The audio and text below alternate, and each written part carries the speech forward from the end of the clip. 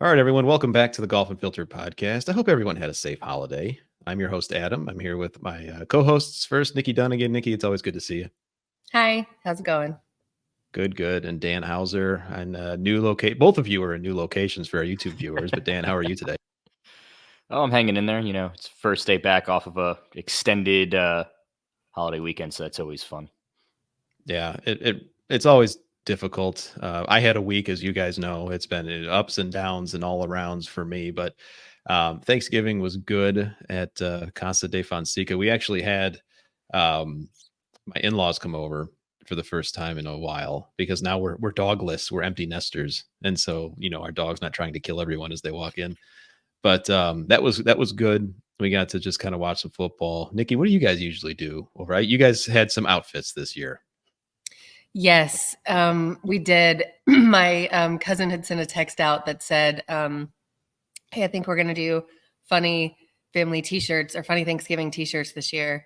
And I said, say less. And my husband said, so we got on Amazon, we started looking, and my husband was like, what about this?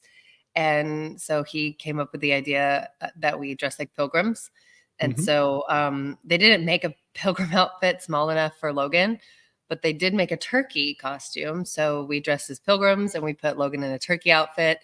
And it just so happened that we were the last people to get there. So we pull in the driveway and we were like fully dressed the whole way there too. So we pull in the driveway and like everyone turns around and looks and like we're just waving and they can just see, like you could see them doing this number and then just like pulling back, cackling, and you could hear my father-in-law laughing from like through the car over the radio, like on the other side of the driveway. But the best part was like they couldn't see Logan in the back seat until we got out of the car and we just pick up this turkey and set him on the ground, and then everyone lost it again. So we won the funny t-shirt contest, but yeah, I almost regret doing it because now I feel like the bar's set too high. Like they're gonna want us to keep doing it, but yeah, it was fun. Is that the same group that you'll do like Christmas with too? Are you gonna have to dress up for Christmas? Well, thankfully, we have a lot of like tacky Christmas sweaters, so I could probably do that for Christmas if we had to. Yeah. Excellent. Yeah, we did something similar one year. I dressed up like a pilgrim. It looked very similar to your husband, actually. And it was a good thing. And Dan, I know your holiday was probably spent much like mine, watching some interesting games on TV. But how was your holiday?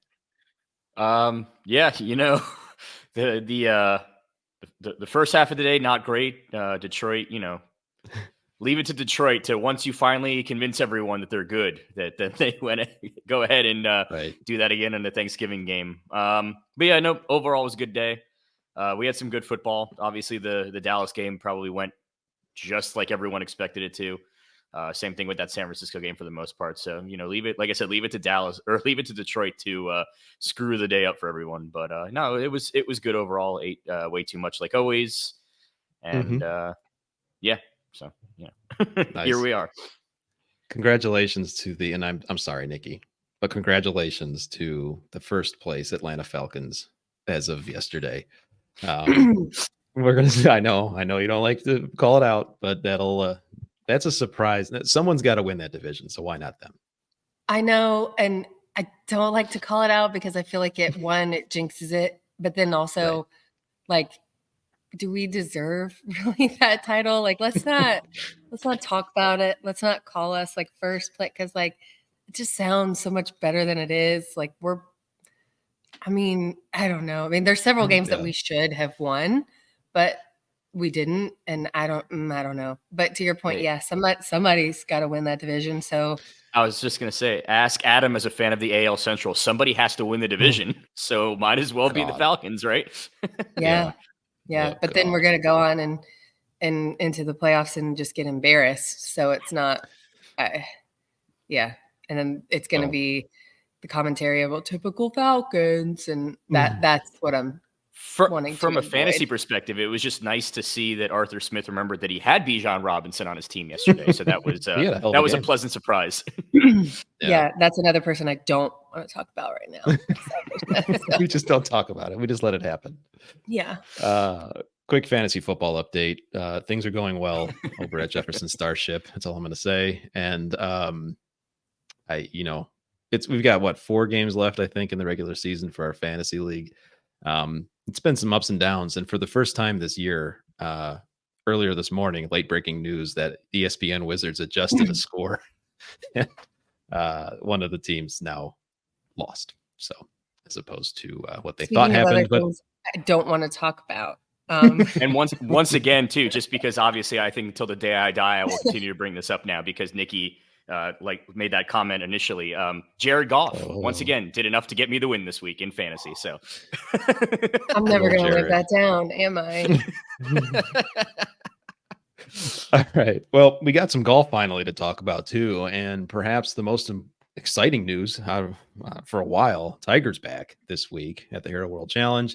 Thursday, he's coming back. We're going to be able to all tune in and watch, of course, all of our favorite player to play in his tournament. No cut. We all know the things. We know all that stuff. But it's just a great thing to watch, especially since we haven't seen him since the Masters, basically. Any expectations going into this week with Tiger as far as his performance, or is it just nice to see him out there? It's nice to see him out there. Sorry. That's all right. Let him he gets to play 72 holes guaranteed because you mentioned no cut. So I think that'll be a nice way for him to ease back into competition. He'll get this week, and then I believe it's next week, or if not next week, the week after, when he'll play with Charlie too there in the father-son. So he's going to get a couple weeks, in a row back, whatnot to get the competitive juices flowing again. He said it himself, it's one thing to play golf. It's another thing to play golf, when the cameras are in front of you, when the ropes are up, when you're in a competition, your adrenaline's pumping, your clubs may go farther or short, whatever it is. So it's a whole different beast when you're out there. Even if it's a friendly competition, when you're out there in competition with TV cameras and whatnot. So I think from that standpoint, it'll just be good that he'll have, since they're both no cut events, he'll have guaranteed 4 rounds each to play and to continue to test his body, continue to get stronger, continue to make sure that, he can still do it. And then, from there, it'll be curious to see if we see him after the father-son. I'll be curious to see, do we see him at all before Augusta, or is he then just going to kind of ride it out until then? So that'll be the next kind of big question, I think, after this week. The rumor on the street is he's trying to get into shape to play 5 to 6 times next year. I don't know. We'll see. You figure the 4 majors are probably always a goal for him, and then maybe 1 or 2 more. But Nikki, I know your love for Tiger goes deep, as does your love for many other sports stars as well. Of course, we talk about them often. What are you feeling this week? Lots of things, to be honest. I on one hand, I'm always excited when Tiger's playing. It's Tiger Woods. Who isn't? On the other hand, and I know I've said this on this podcast before, and I will say it again. And I hope that you don't clip it for a soundbite to embarrass me on social media like you tend to do. But there's a part of me that's just so selfish and just wants Tiger to play the PNC, play whatever, and play Augusta, but don't I don't want him to win another Masters. Oh, because I was there when he won the last one. It was emotionally connected, and but then there's another part of me that's that golf fan that's win another one. And so I don't know. I just get so torn whenever the conversation starts happening of will we see him in Augusta? Is that the first place? And I'm just I just start backing up. I don't want to be a part of this conversation because I have too many emotions about it. And I don't know. The PNC in general, my daddy issues struggle with this tournament because the father-son aspect of it just makes me tear up a little bit, there's for sure. all these, it's such an emotional tournament to watch anyway, but then you add in the aspect of Tiger's struggle and how like now Charlie's coming into it, and it's like, ugh, you know. So yeah. And then John Daly ends up always winning somehow. So yeah, it's like the conversation's always about Tiger, and then here comes John Daly, like, you guys forgot about me. And yeah, I don't know. But the John Daly ick. I don't know. I struggle with it. And Claire, our good friend Claire Rogers, posted this yesterday. And it's really, this sums up my entire feeling about it, because I have been going down an insane path about Taylor Swift's theories in which she's going to announce Reputation, Taylor's version. And she did not announce it last night, but that's okay because Tiger's playing this week. So I can at least, like, I don't have to call my psychiatrist. So it's fine, I guess. I have a confession about that. This harkens back to our loyal listeners who listened to the Taylor Swift episode where Samantha Marks joined Nikki and me. I literally was thinking that was a TV show or something, Reputation TV.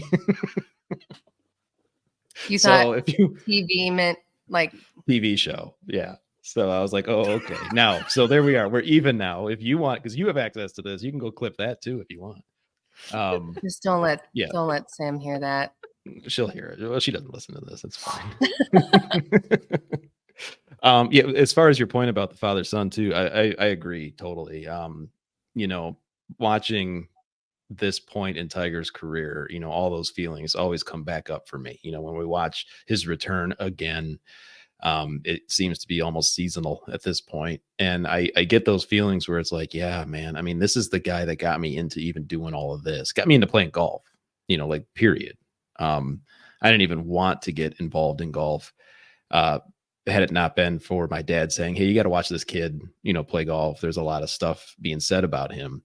And then I'm like, oh, maybe I want to go work at a golf course. Oh, and then fast forward maybe over a decade. Oh, I want to write about golf, you know? So I'm with you in a similar way. It's always like this emotional thing to watch him. And it, you know, you don't want to watch your heroes age, right? And so now it's a matter of our expectations are, oh, let's just hope that he can get around the golf course 4 times, you know? And but, not to well, yeah. be that person either, but the last time that he won the Masters, like things in his personal life were like relatively quiet, you know? He like, yes, he had several controversies. He had come back from those. He was coming back from an injury, but in terms of like personal life, him being in the news about different things, he didn't have a lot going on other than like he could just focus on golf.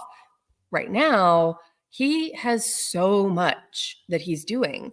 Like he's not just like going out practicing golf. He's got Charlie that he's caddying for and worrying about, making sure that he is on the top of his game and that he's doing everything he can do as a father to get Charlie where Charlie wants to be. He's got the Erica Herman stuff that just wrapped up that he's been dealing with for the past several months. And then the TGL stuff that is, who knows what's happening there, but clearly a mess and something that they're working out and dealing with. And I mean, I don't know how involved he is in the day-to-day, but it's clearly still his company, his project, his whatever, you know. And it's not that long after the PNC that they have the Genesis, which is his tournament, and you know, his charity invitation, which he has to focus on. He has to, you know, even if he does play in it, he's still in charge of it. So that's a lot for him to balance at the same time of him trying to make a comeback.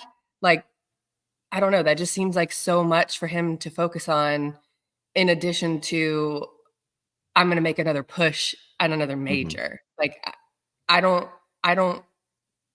love it, but at the same time, I'm like, can we just let him be and just do what he wants to do and not put the pressure on him to win another major? Like, look at all the stuff he's doing. Totally agree. And you bring up TGL and Dan, I know that we were, all 3 of us were chatting back and forth about, you know, the implosion. Is that what we would call it, Dan, of the arena? Like what happened? Yeah. So a couple weeks ago, it came out of nowhere from the sense that it was some sort of subtropical or tropical system that basically either formed just off the coast of Florida or maybe even formed on the coast of Florida. I didn't know it existed until we were getting hit by it, basically. So there was like no warning like we normally get in this part of the country when something's coming to like ramp up for it. And we had like 3 straight days of just tropical storm like wind conditions for just like 3 days. It didn't stop. It was just constantly whipping 20, 30 gusts up to 50 miles an hour at times. And so, as you can imagine, anywhere in the country, really, when you get wind conditions like that, you tend to lose power in certain places. Now, knock on wood, we didn't lose power here at my house. Thank you to the wonderful people at FPL for finally burying our power lines last year. Yeah, right. But I guess at the TGL facility down just south of me in Palm Beach Gardens, they had some sort of power malfunction, power outage that I could only imagine was caused in part by those weather conditions. And so as a result, the inflatable roof was no longer inflated. It collapsed, and it collapsed inward on itself. As you can imagine, science, how that works when something's inflated and it's no longer anymore. It goes inward, and so it basically fell in on itself. And by now, I'm sure everyone's seen the photos, obviously, with all the wiring and construction that was going on to build it. As it was falling in, it ripped and tore in different areas. And I know there were a lot of jokes being made about, certain conditions and how it looked like and whatnot. Mm-hmm. But so it was scheduled to start January 7th. Obviously, that happened about 6 weeks out from the start. And like, once again, anyone that saw those pictures knew that there's no way that they were going to be able to start on time anymore, because they were basically going to have to rebuild everything. And so instead of just delaying it, whether it was till the end of January, February, whatever it was, because obviously you had the ESPN schedule you had to deal with, you had the players' schedules themselves you had to deal with, they decided to just punt on 24 and make the goal 2025 now to start it. So there it is. Yeah, Nikki's master's class there. I also saw some people joking online too, comparing it to how things looked at Fire Fest, with the FEMA tents and whatnot too. But Nikki's still by far won the internet from that day. That was a pretty good one. Obviously, I don't see any reason listening to Tiger and Rory talk that it won't start in 2025 from their standpoint. ESPN is still all in on it. The one thing I guess you could say I worry about, to be honest with you, is in this day and age of how quickly things go in and out of the media cycle. And in the golf world right now too, how quickly things every single day, something new and something else seems to be happening. I do wonder if the fan interest will still be there. Come Nikki's being accosted right now for our YouTube viewers. Her dog has made an appearance. There it is. What's mom doing? Yeah, right. I want to get in on this. Does he have any what's his thoughts on Tiger and TGL? Yeah. On Tiger, you have any thoughts? Hey, buddy. Outstanding. But yeah, no. I guess I wonder if the fan interest will still be there come 2025. I feel like, obviously, once again, we're in such a small bubble when it comes to golf Twitter and golf social media that you can't really gauge what our little world says compared to everyone as a whole. It seemed like as we were getting closer to the launch that people were already starting to, I don't want to say be over it, but they were starting to question what exactly it was going to be and how it was going to work and all these teams, but the teams aren't actually in their cities. And so I wonder if now you have another year of where it's going to sit dormant, basically.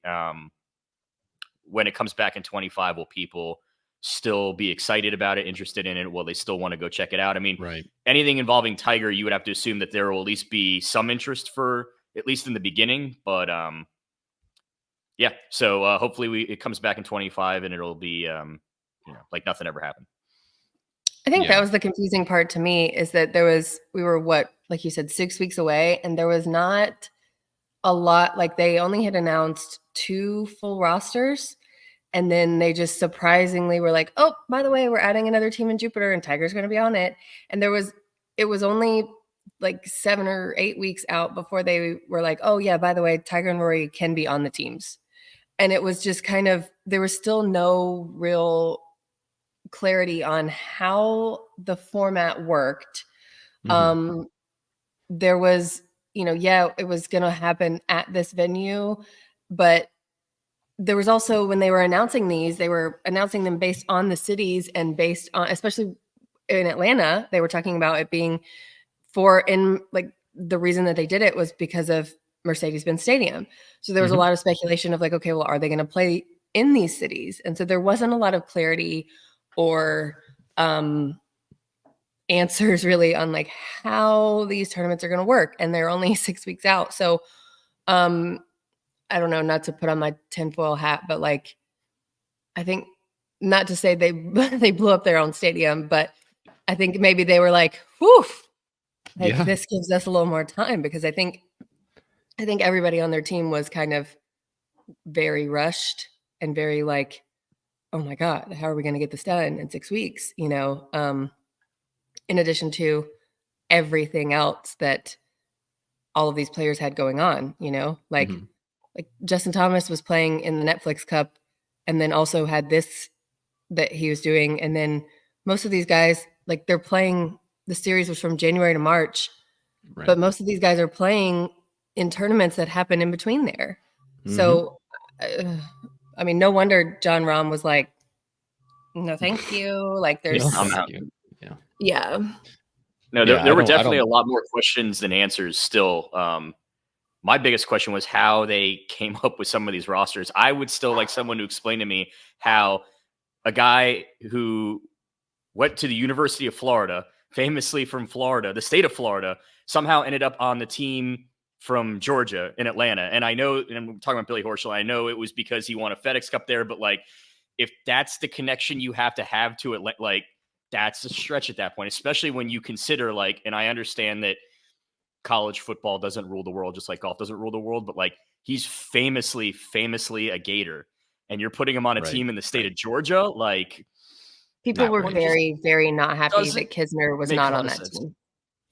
Well, Kisner not being on that team was a shock. Yeah, absolutely. It's funny to both your points. I mean, one, I don't, the imploding of your own stadium crossed my mind. Honestly, I mean, it gives them a little bit more time. Do not put me in quotes for that. I did not. No.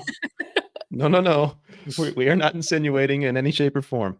But I think that to your point, though, I mean, things are being rushed and things are being half baked and getting thrown out there. And to your earlier point too, Nikki, about how Tiger, let's just kind of let him be and do his own thing and all that. It almost seems to me like he's under the gun for other reasons too. And I don't know what those reasons are, but it just seems like all these things are coming out in rapid succession post LIV. Now, maybe that's just coincidental. Maybe this was going to be in the cards all along. I don't know. And LIV just kind of accelerated the timeframes for all of this. But I don't know who's asking for something like the TGL. First of all, I understand there's the tie-in of, video game streaming and Twitch and all that is really big. And there's a huge esports conglomerate as far as fandom. But this is kind of esports. It's still kind of like a weird golf simulator type thing.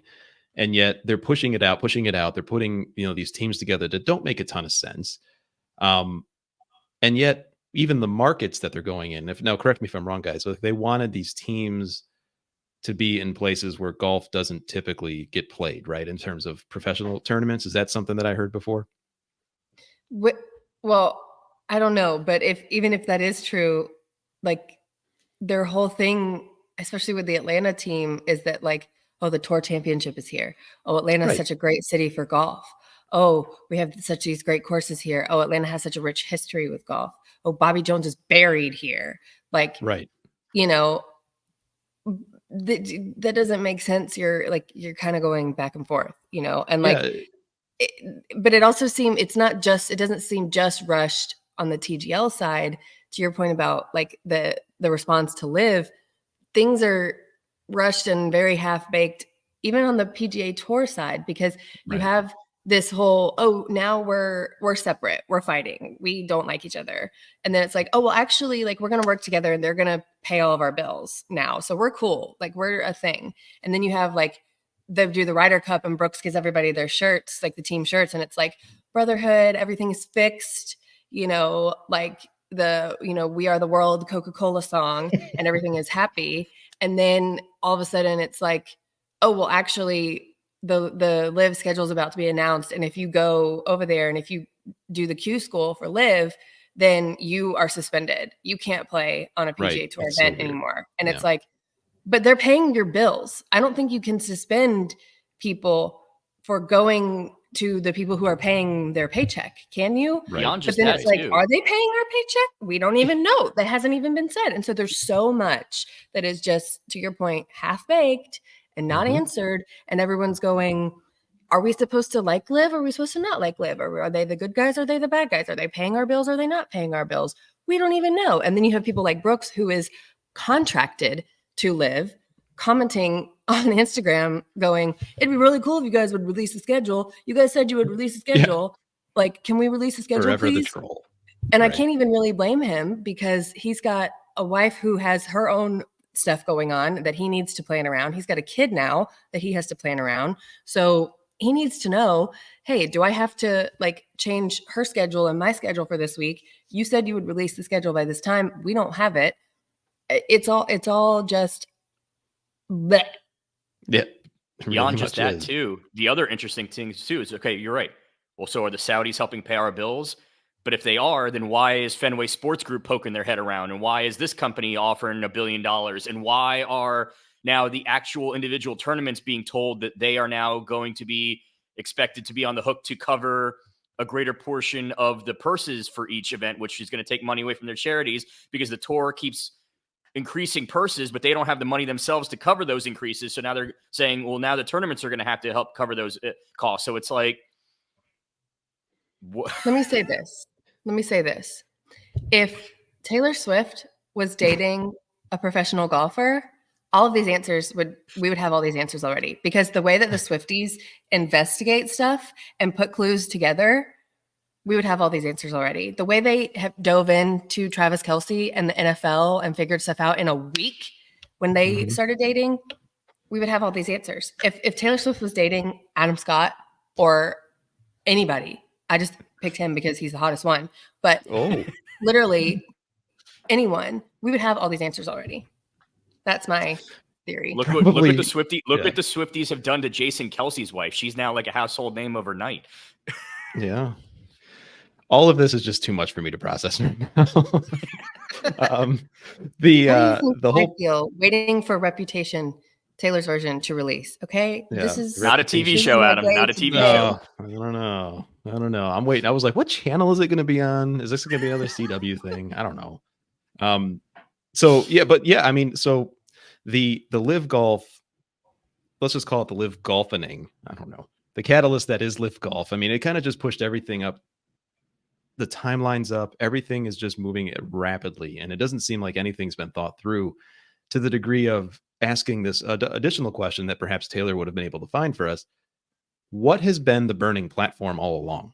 Like, I don't understand what the issue was. If the PGA Tour was so bad, and we're coming to understand that, you know what, the PGA Tour kind of sucks. Let's just call it what it is. There's a lot of stuff that goes on there behind the scenes in all sorts of different bad ways that we will leave alone for today.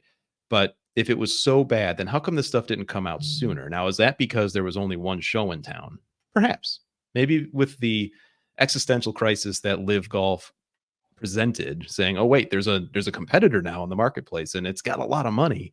Maybe that's what it took to get this stuff out in the open. I'm not sure, but it just seems like everyone's running around with their hair on fire and nothing's being thought through to the point where, wait, this is actually going to be sustainable, including the thing that got the ball rolling rather in the first place, which is LIV Golf. So nothing makes sense in terms of anything that comes up.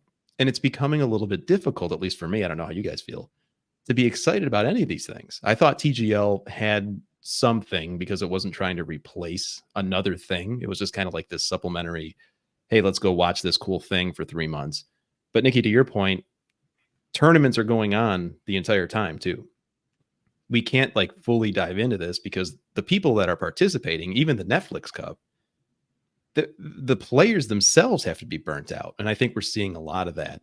And now the talk, just to throw it in there before I shush, John Rahm, the rumors again coming up about him potentially jumping ship to LIV. What are we going to even think about, or what can we latch onto as fans with all this stuff spinning around? Dan, I don't know where you land on all of this as far as, okay, pro golf, is it any more fun now than it was 4 months ago? No. Men's pro golf. I feel like right. I don't know what they need to do to capitalize on it more, but if there was ever a time for the LPGA and for women's golf, professional golf as a whole, to jump on it, it's now, because I think that golf fans want something that still feels, I don't know if pure is the right word, because I think when there's money involved, nothing's truly pure, but I think people want to feel like they did in the PGA Tour of 3, 4, 5 years ago. And that's what the LPGA Tour still is right now. To an extent, that's even what the European Tour, the DP World Tour, is still to an extent. Now, obviously, I know they have these strategic partnerships, and they may be in bed with LIV. They may not be cooperating with LIV. They may decide to, I don't know. But I think that this is a real opportunity for one of these.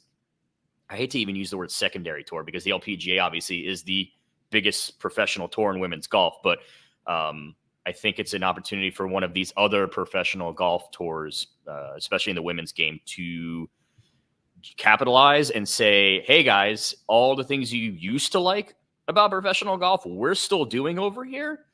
And not only are we doing it over here, but if you come out to our events, there's not 10 people deep at the rope line to see Tiger. So you can actually get up close and personal and with these golfers and feel like you're more part of the action than just a corporate sponsored PGA Tour event, which has basically become a party with with golf going on in the background. I feel like for most of these tournaments these days, unless you're at one of the majors.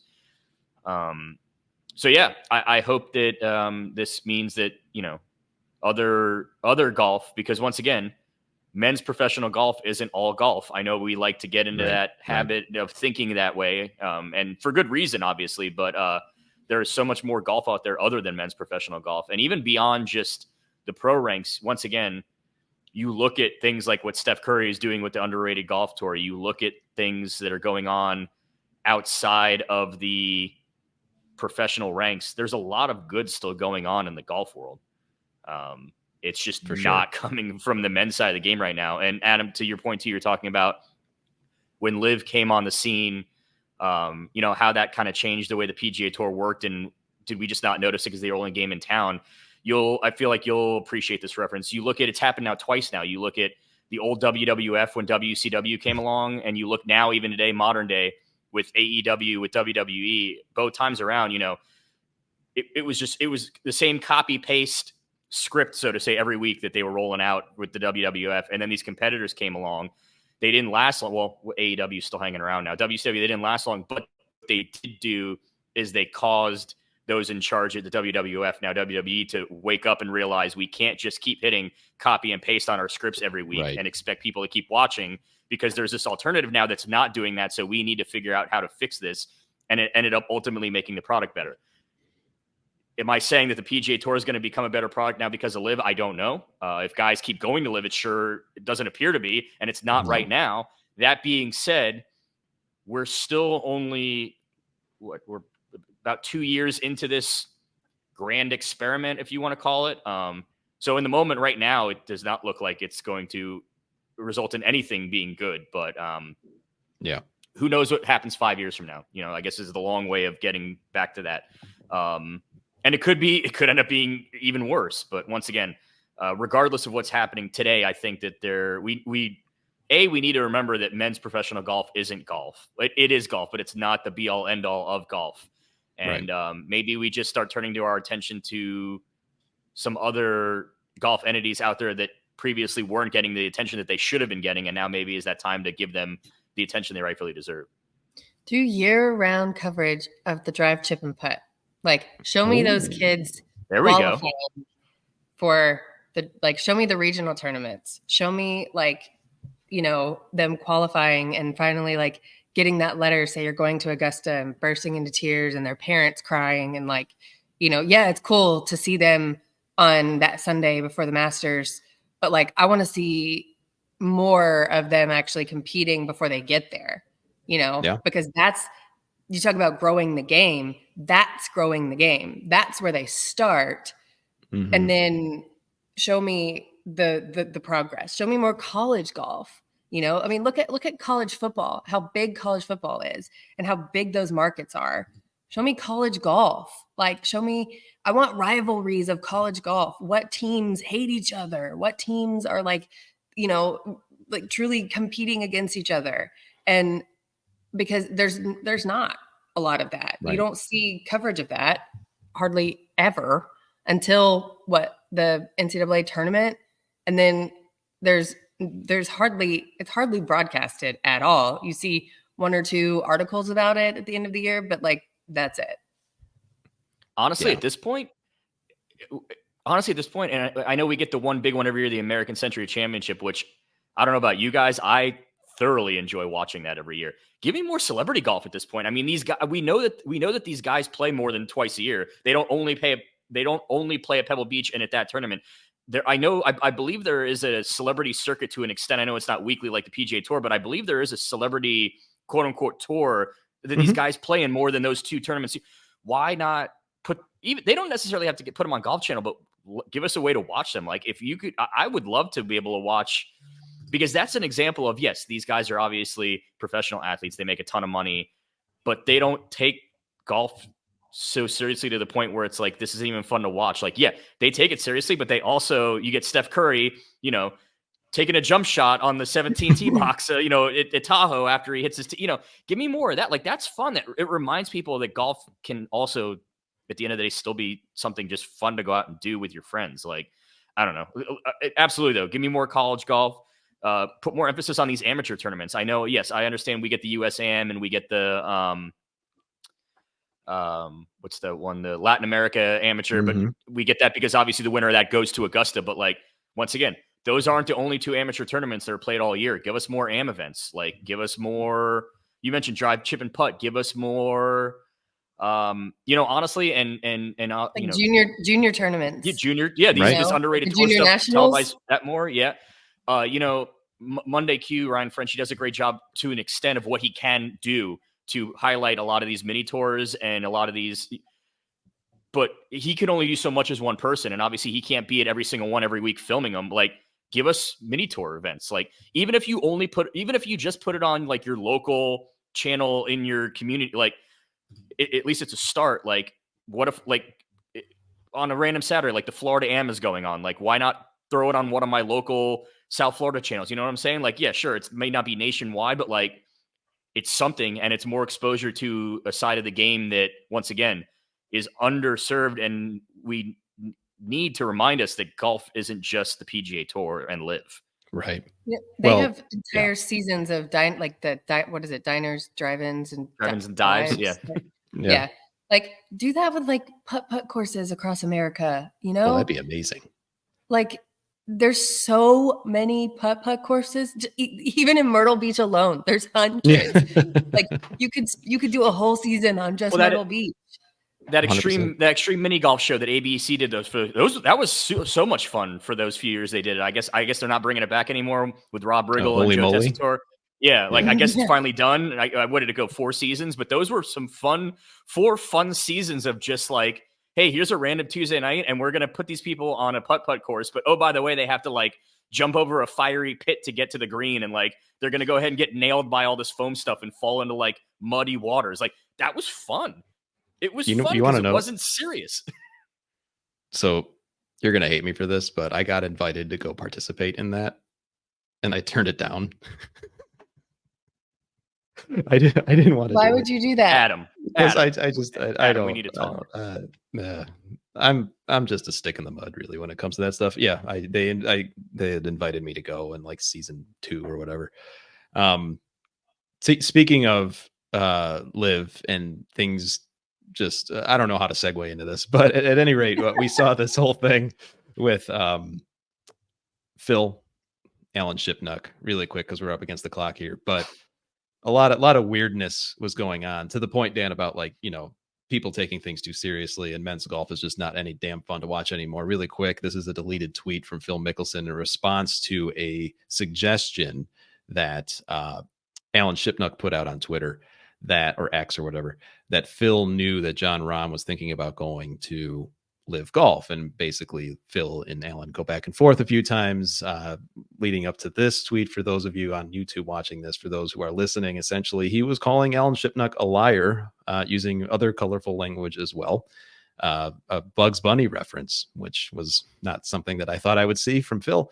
But really quick, guys, I mean, Nikki, I think you said it really well. I mean, it's either Phil completely or Alan completely made this up, or Phil was just flat out lying. I mean, does it matter at this point? Do we even care so much that Jon Rahm may be thinking about going to LIV? And does Phil just kind of need to go away? I mean, where do we land on this? Nikki, I'll start with you. Phil said those sources are not real.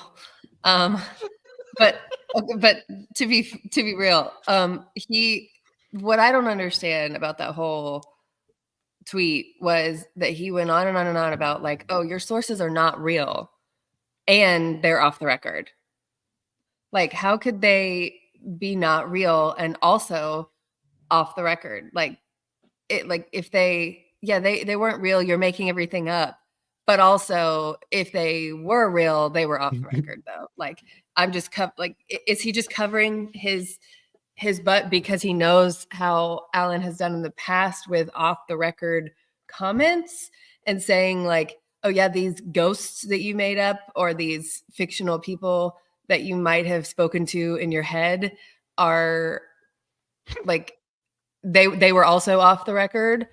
Or is he saying like, no, they did exist and they weren't you weren't supposed to take their comments for what they were, but I'm just going to tell everyone that you're lying. Like, either way, there's some sort of contradiction happening here. And for those of you who don't subscribe to the Golfer's Journal, there was a really great article in it this month that basically the title of it was "Don't Poke the Bear," and it was talking about Phil and interacting with Phil and working with his former caddy and stories about that. And reading this tweet kind of reminded me a lot about that article. And oddly enough, the morning that this tweet went out, they sent out that article in their newsletter that morning. So timing was great on that. But I don't know. I think he's just very fed up with Shipnuck, and especially the book that came out and all of the things that happened and how his reputation has taken a swan dive since then. And I think he just, whatever he happened to be on that day, whether it be his coffee or other substance, just decided to go at it on Twitter. Yeah. Always a good strategy, just to go at it on Twitter. That's always great. Dan, where are you at? Well, he has said before that he's only responding to people via Twitter now so that it's on record. Right. On record, yeah. Whatever he says. So I'll make 2 quick points here about Phil on the way out. One, Phil, for months and months and months before that Billy Walters book came out, said that everything that Billy Walters said was a lie. He was full of it. It's very similar comments like we're getting to Shipnuck here. Billy Walters' book comes out. Adam, you and I did a whole show on it, and just the absolute absurdities of Phil's gambling. And then shortly after that book came out, Phil released a statement saying, yeah, you know what, guys, I had a gambling problem. So obviously Billy Walters' comments that Phil said for a very long time was wrong, is BS, it was lied, it was made up. Couldn't have been that made up and lied about, because it literally, then Phil came out and was like, you know what, I had a problem. So obviously there was some truth in that. So first off, we have to think of the source here. And Phil's defense mechanism and defense tactic, when he feels like he's being backed in a corner, would appear to be just accuse everyone of lying. So if we are to believe that that's what he was doing here, then it's obvious that, once again, Alan is not just completely making things up. The other thing that I'll say too is, and this is the final thought, is Phil, who cares? Even if Alan Shipnuck was making this up, it's Alan Shipnuck making up something stupid about LIV Golf in the grand scheme of things of life, of all the things that are going on in the world right now, of all the things that are probably going on in your personal life right now, and all the things that are just going on in general. Like, this is so beyond stupid. It is some guy who may or may not be taking a bunch of money to go play LIV Golf. Who cares, dude? Is it really upsetting you to the point where you need to take time out of your day to open up your Twitter app and to fire that off? And then to also be like, wait a minute, I shouldn't have said that, and then delete it. Like, delete it. Yeah. It's not, who cares, man? Who cares? It's golf. Like, it is so stupid in the grand scheme of just everything. Who cares? At the end of the day, it's all just a bunch of fragile egos with these guys. And, it's always been that, and it always will continue to be that, especially when money's involved. So at any rate, we're going to keep an eye on that as well. I don't know what's going to happen with that. But, guys, it's always nice to catch up with both of you. We're kind of getting in through the holidays still. Really excited for Thursday to see Tiger, as we talked about at the top of the show. Just a reminder to everyone, you can follow us all over social media at Golf Unfiltered, and that we are, of course, powered by Bridgestone Golf, our title sponsor of the Golf Unfiltered podcast. Our friends over there have some great stuff coming up in January. I'm sure I'm going to be geeking out soon in January when the PGA Merchandise Show rolls around again, because there's all the new toys come out and whatnot. So stay tuned for that as well. Nikki, Dan, always good to catch up with you. And for those of you watching on YouTube, give us a follow, subscribe, do all the things. And for those listening, you OGs listening to us and not looking at us, thanks for sticking around. We appreciate all of you. Talk to you soon.